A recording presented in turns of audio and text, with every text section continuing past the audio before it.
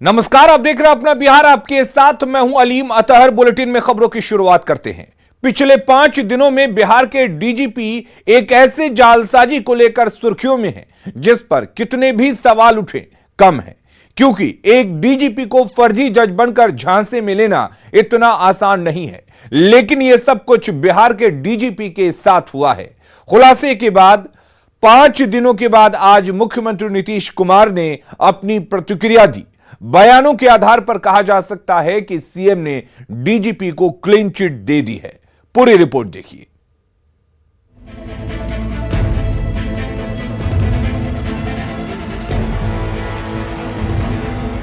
काम सब ठीक करते हैं। अब एक कभी कोई मान लीजिए कि कोई त्रुटि हो गई, कोई गलती से और फिर रियलाइजेशन हो गया तो इस पर ज्यादा ध्यान नहीं देना चाहिए। बाकी सारा काम ये लोग बहुत मजबूती से कराते हैं। बाकी लॉ एंड ऑर्डर जिस तस्वीर ने सरकार से लेकर प्रशासन तक खलबली मचा दी, अभिषेक और आईपीएस आदित्य की जिस जोड़ी ने जज के नाम पर डीजीपी को झांसे में ले लिया, आनन फानन में पूरे मामले की लीपापोती कर दी गई। लेकिन मुख्यमंत्री के लिए ये बस चूक भर है, क्योंकि मुख्यमंत्री को भरोसा है कि डीजीपी एसके सिंघल पूरी मुस्तैदी से अपनी ड्यूटी निभाते हैं। ये अलग बात है कि वो एक फोन की फांस में ऐसे फंस गए कि नियम कानून को ताक पर रखने में देर नहीं की। इतने गंभीर मामले पर मुख्यमंत्री की मुस्कुराहट और डीजीपी को क्लीन चिट देने के पीछे की वजह कुछ दूसरी है।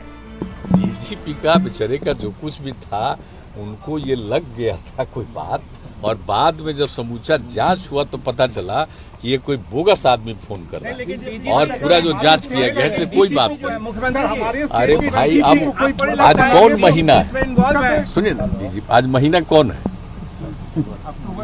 अक्टूबर। अब कब रिटायर करेंगे? इधर अभिषेक और आईपीएस आदित्य कुमार प्रकरण में डीजीपी एसके सिंघल ने पहली बार अपना मुंह खोला और बताया कि मामला सेंसिटिव भी है और पेचीदा भी। हमें इससे कोई मतलब नहीं है, हमें किसी पॉलिटिकल बात को में पढ़ना ही नहीं है। हम लोग अफसर हैं। मैं जब कह रहा हूं कि ये बहुत ही संवेदनशील, पेचीदा, रेयर टाइप का मामला है जिसका अनुसंधान अभी चल रहा है, उस अनुसंधान के उसको चलने दीजिए। उसके बाद जो है बातें करेंगी। इसमें कुछ चीजें और भी हैं जिसके बारे में सही समय पर बात की जाएगी।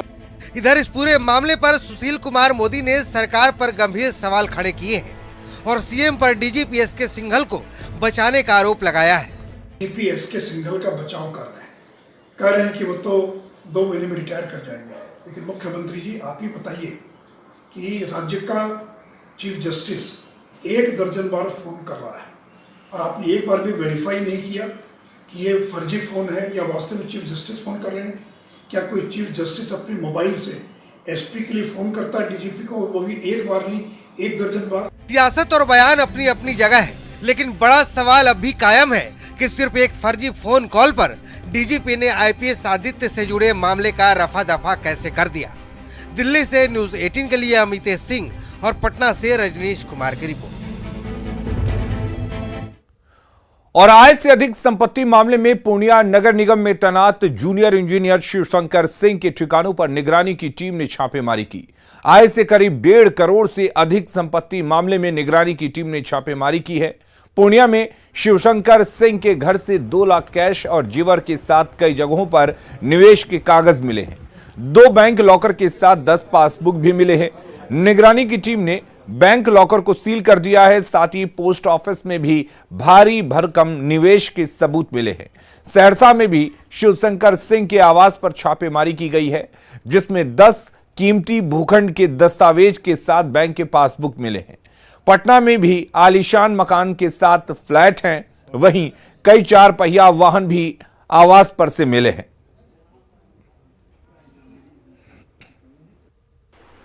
अभी जेवरात मिले हैं कुछ, और ज़मीन के कागजात मिले हैं, और निवेश से संबंधित बहुत सारे पेपर मिले हैं।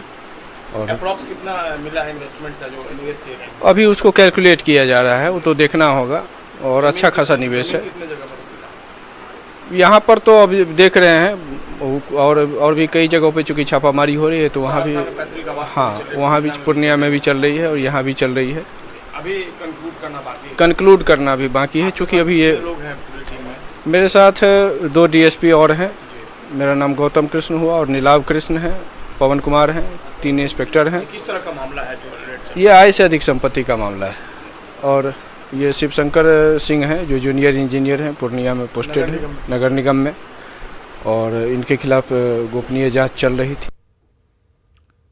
सीमांचल के सरकारी स्कूल नियम कानून से चलेंगे या फिर धर्म के आधार पर चलेंगे? क्या आबादी बढ़ेगी, नियम कानून ताक पर चले जाएंगे? यह सवाल इसलिए क्योंकि न्यूज 18 की पड़ताल में शुक्रवार को सीमांचल के कई सवालों में ताला जड़ा है। और आप भी देखिए ये रिपोर्ट। जुमे के दिन स्कूलों में ताले क्यों? है यहाँ पे तो मुस्लिम एरिया है, ठीक है। अच्छा। तो सब मुस्लिम बच्चा मतलब पढ़ता है, दूसरा भी पढ़ता है, मगर सब जो है जुमे को ही छुट्टी रखता है क्योंकि सबको अपना नमाज छुट्टी।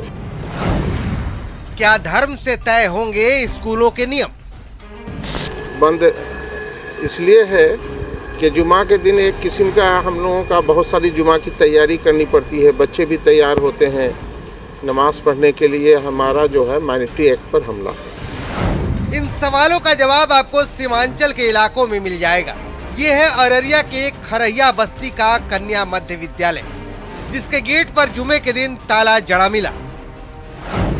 मौजूद हैं अररिया जिला मुख्यालय के कन्या मध्य विद्यालय खरहिया बस्ती अररिया में, और तस्वीर में आप देख सकते हैं कि यहाँ पर ताला लटका हुआ है। खरहिया बस्ती के बाद न्यूज 18 संवाददाता सतीश कुमार पहुंचे ककुड़वा के आदर्श मध्य विद्यालय, जहां गेट पर हरे रंग का बड़ा ताला लटका हुआ था।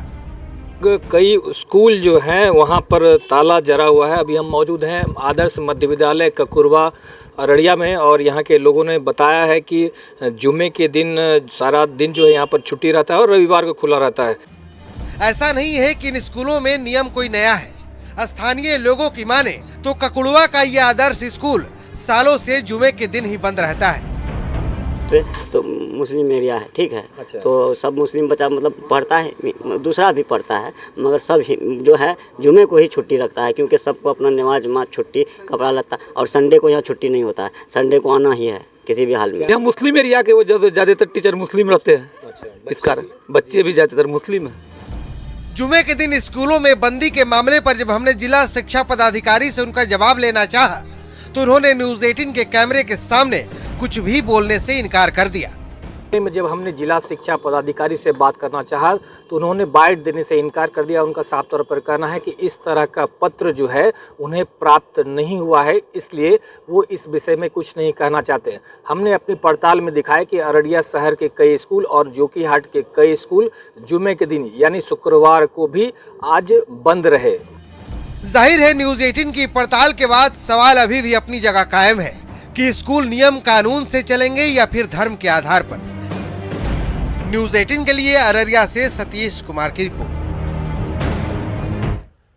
बिहार में रोजगार की बहार आने वाली है। सीएम नीतीश कुमार ने कहा कि पिछले 5 सालों में करीब 24,000 लोगों को रोजगार दिया गया है, जबकि डिप्टी सीएम तेजस्वी ने कहा कि महज 2 महीनों में हजारों लोगों को नौकरी दी गई है और आने वाले दिनों में और हजारों लोगों को नौकरी दी जाएगी। पिछले 5 वर्षों में 24,600 से अधिक पदों पर कर्मियों की बहाली की गई और 5,000 से अधिक पदों के लिए नियोजन की प्रक्रिया अंतिम चरण में, और इसके बाद भी तय कर लिया गया है कि 11,000 और नई बहाली की जाए। तब आप समझ लीजिए कि इतनी बहाली है, 5,000 बहुत जल्दी पूरा होने वाला है और 11,000 की नई बहाली की जाएगी। इसलिए संख्या तो पूरी रहेगी, सब लोग अपना दायित्व निभाइएगा।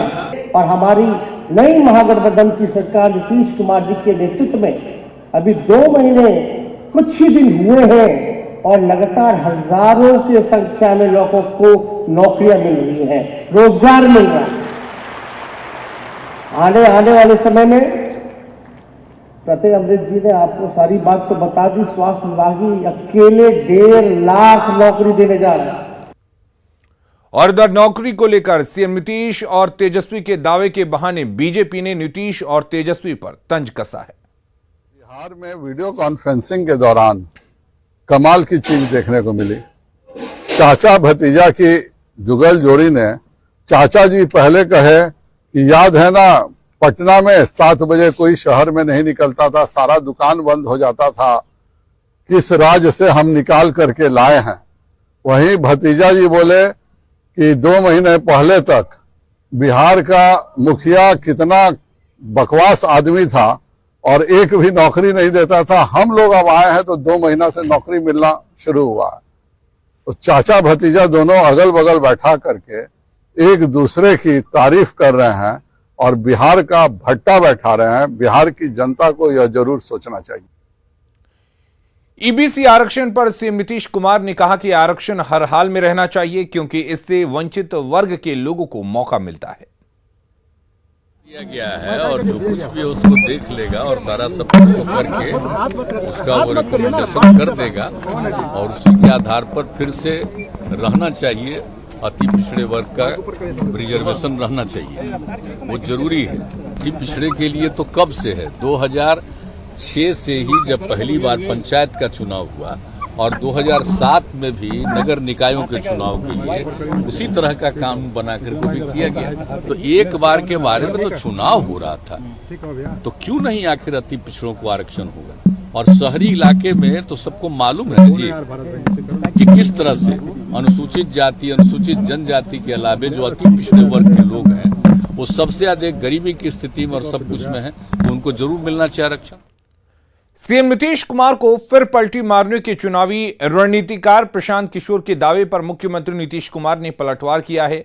सीएम नीतीश कुमार ने कहा कि प्रशांत अपने प्रचार के लिए कुछ भी बोलते रहते हैं, वो जो चाहें बोलते रहें, उन्हें कोई फर्क नहीं पड़ता है। कृपा करके मुझसे कभी उनके बारे में मत पूछिए, एक बार तो हम बता ही दिए हैं। अब बाकी जिसको मर्जी है रोज बोलते रहता है, वैसे ही बोलते रहता है। अपनी पब्लिसिटी के लिए जानते ही हैं, तो अपना पब्लिसिटी के लिए बोलते रहता है। बोलते रहे, क्या फर्क हम लोगों को पड़ता है। हमने जिन लोगों की इज्जत की है तो आपको मालूम है ना, आपको तो पता है ना कि हम कुछ लोगों की जो इज्जत की है मेरे साथ कितना दुर्व्यवहार किया है। तो क्या कीजिएगा, छोड़ दीजिए, उस पर कोई कमेंट ही मत कीजिए। और इधर जन स्वराज यात्रा के दौरान प्रशांत किशोर लगातार महागठबंधन और बीजेपी पर हमलावर हैं।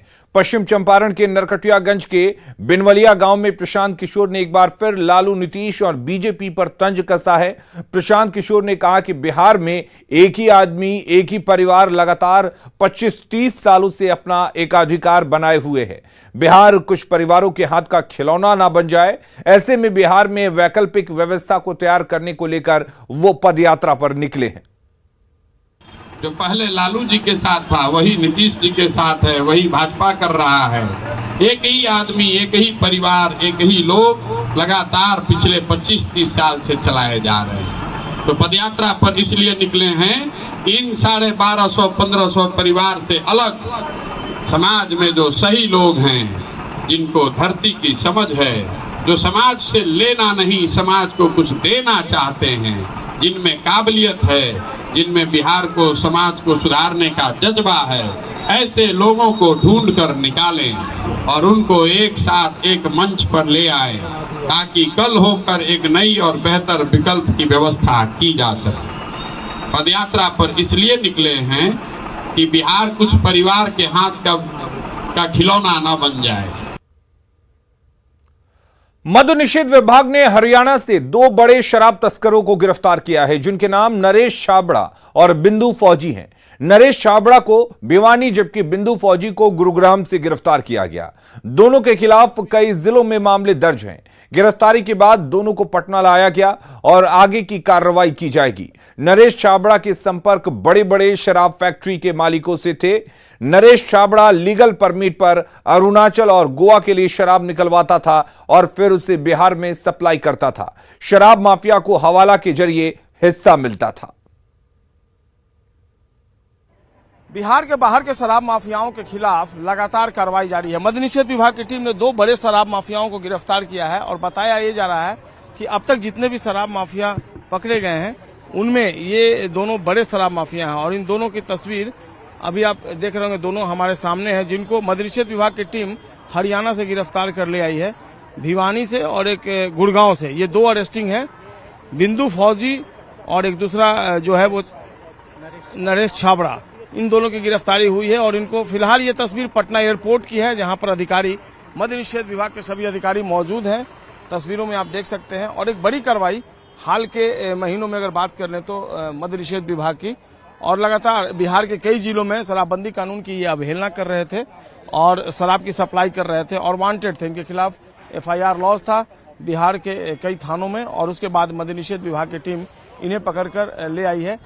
मद्य निषेध की स्पेशल टीम हरियाणा में इस समय कार्रवाई कर रही है। उसी क्रम में गुड़गांव से नरेश कुमार छाबड़ा और भिवानी से हम लोगों ने बिंदु उर्फ फौजी को गिरफ्तार किया है। इन लोगों की तलाश हम लोगों को सारण के, मुफस्सिल, समस्तीपुर, मुजफ्फरपुर, पटना के केसेस में थी। दोनों अलग अलग कांडों में गिरफ्तार होके आए हैं। दोनों अलग अलग व्यक्ति हैं, अलग अलग गैंग चलाते हैं और यही बड़े शराब माफिया हैं। हाल के सालों में बताया जाता है कि जितनी भी गिरफ्तारियां हुई हैं मद्य निषेध विभाग की, उसमें ये एक बड़ा नाम है और अब वो बहानेबाजी कर रहे हैं। लेकिन निश्चित तौर पर एक बड़ी कार्रवाई मद्य निषेध विभाग की और बिंदु फौजी और इसके अलावा नरेश छाबड़ा, इन दोनों को गिरफ्तार कर पटना लाया गया है। सारण समेत कई जिलों में ये वांटेड हैं और इनको हैंडओवर किया जाएगा जो संबंधित जिले की पुलिस है उनको, और फिर आगे की कार्रवाई सुनिश्चित की जाएगी। कैमरा पर्सन अजय दुबे के साथ संजय कुमार, न्यूज 18 पटना। गया में नक्सली का सब जोनल कमांडर लक्ष्मीकांत पासवान ने पुलिस के सामने सरेंडर किया है। लक्ष्मीकांत पासवान साल 2018 में नक्सली संगठन से जुड़ा था। नक्सली लक्ष्मीकांत पासवान बोधगया के धनावा गांव में SSB कैंप में आयोजित आत्मसमर्पण समारोह में हथियार और कारतूस के साथ सरेंडर किया। सरेंडर करने वाला नक्सली लक्ष्मीकांत प्रेशर IED प्लांट करने का एक्सपर्ट था। सरेंडर करने के बाद उसे सरकार की योजना के अनुसार सुविधाएं दी जाएंगी। जो सब जोनल कमांडर थे मध्य जोन के लक्ष्मीकांत पासवान, उन्होंने आज यहाँ पे सरेंडर किया है हथियार और गोली के साथ। इनका पूरा नाम लक्ष्मीकांत पासवान उर्फ अमृत है। इनकी उम्र 31 वर्ष है और पिता का नाम गणेश पासवान है। रहने वाले कोठिलवा थाना लुटुआ के, और इनका जो एरिया ऑफ ऑपरेशन था वो चक्रबंदा एरिया था मेनली। और रुक करेंगे इस वक्त एक बड़ी खबर की। मोतिहारी से बड़ी खबर आ रही है जहां पर एक बड़ा रेल हादसा टल गया है। मोतिहारी मुजफ्फरपुर रेलखंड के पीपरा स्टेशन के पास रेलवे ट्रैक पर लोहे का एक गार्डर रखा हुआ मिला। इसी दौरान उसी ट्रैक पर सुपरफास्ट सप्त क्रांति एक्सप्रेस भी आ गई। ट्रेन इंजन के साथ गार्डर को करीब 200 मीटर तक घसीटते हुए लेकर गई, जिसके बाद आनन फानन में ट्रेन के ड्राइवर ने ट्रेन रोकी, जिससे बड़ा हादसा टल गया। देर हुई है, नीचे उतरिया तो जानकारी मिली है गाड़ी पूरी तरीके से आकर पटरी में फंसी हुई थी, जो पूरी तरीके से रेलवे के जो है लापरवाही को उजागर करता है। जो बाल बचे हैं ऊपर वाले का जो है कि रहमत था हम लोग के ऊपर। रेड फ्लैग लगाया था, काम कर रहा था प्राइवेट आदमी। ड्राइवर सब देखे कर्व के कारण ब्रेक लगा दी, इमरजेंसी ब्रेक, कहीं बच गया। ड्राइवर के सूझबूझ से इतना बड़ा घटना। हाँ, ड्राइवर सब के सूझबूझ से ही बचाएगा। पटना के फतुहा थाना के सुनारू मोड़ के एक निजी नर्सिंग होम में सड़क दुर्घटना में घायल एक युवक को इलाज के नाम पर घंटों बंधक बनाया गया। घायल को बंधक बनाए जाने पर घायल के परिजनों और स्थानीय लोगों के ने निजी नर्सिंग होम में जमकर हंगामा किया। बताया जा रहा है कि फतुहा के भरत पासवान के सड़क दुर्घटना में गंभीर रूप से घायल होने पर परिजनों और स्थानीय लोगों ने पास के एक निजी नर्सिंग होम में भर्ती करवाया, लेकिन नर्सिंग होम में डॉक्टर के मौजूद नहीं होने के बाद भी इलाज के नाम पर उसे 7 घंटों तक रोका गया। साथ ही नर्सिंग होम के कर्मचारियों ने मरीज के परिजनों से इलाज के नाम पर 15,000 रुपये भी वसूल लिए, जिसके बाद आक्रोशित परिजनों ने हंगामा किया। बाद में पुलिस ने मौके पर पहुंचकर दोनों पक्षों को शांत कराया। युवक को इलाज के लिए PMCH रेफर कर दिया गया। घायल के परिजनों और स्थानीय लोगों ने नर्सिंग होम प्रशासन के खिलाफ कार्रवाई की मांग की है। नहीं था जब मरीज हुआ था 11 बजे तक 12 बजे तक मरीज थी। डॉक्टर साहब नहीं। डॉक्टर साहब कितने बजे आए यहाँ? डॉक्टर साहब अभी आए हैं तो 1 बजे। और 1 बजे घायल को कितना बजे भर्ती करवाए? 6 बजे। 6 बजे 1 बजे डॉक्टर आए। डॉक्टर ऐसे नहीं कहे, बराबर बोल रहे हैं कि आ रहे हैं आते 1 बजे। आधा घंटा में आ रहे हैं, 10 मिनट में आ रहे हैं, 15 मिनट में आ रहे हैं, 5 मिनट में आ रहे हैं, आते 1 बजे के सर। समस्तीपुर में अतिक्रमण हटाने पहुंची नगर निगम की टीम पर पथराव किया गया, जिसके बाद पुलिस ने लाठीचार्ज किया। नगर निगम की टीम सड़क किनारे दुकानों को हटाने गई थी। दुकानदारों ने सालों से नगर निगम की जमीन पर कब्जा जमा रखा है। निगम की तरफ से दुकानदारों को नोटिस दिया गया था, लेकिन जमीन खाली नहीं की गई। आज जब निगम की टीम जमीन खाली कराने रामबाबू चौक पहुंची तो दुकानदारों ने पथराव शुरू कर दिया। बाद में मौके पर पुलिस की टीम पहुंची, लेकिन दुकानदारों का हंगामा जारी रहा। इसके बाद पुलिस ने लाठीचार्ज कर हंगामा कर रहे लोगों को खदेड़ दिया। इस दौरान काफी देर तक वहां अफरा तफरी मची रही।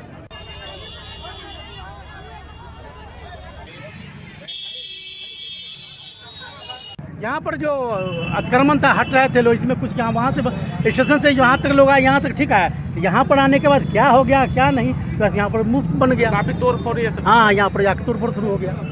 वहाँ से तो ठीक था, वहाँ तक आया तो लोग हाँ हाँ सब कुछ हुआ। यहाँ पर घायल भी लोग हुए। हाँ, घायल भी हुए लोग।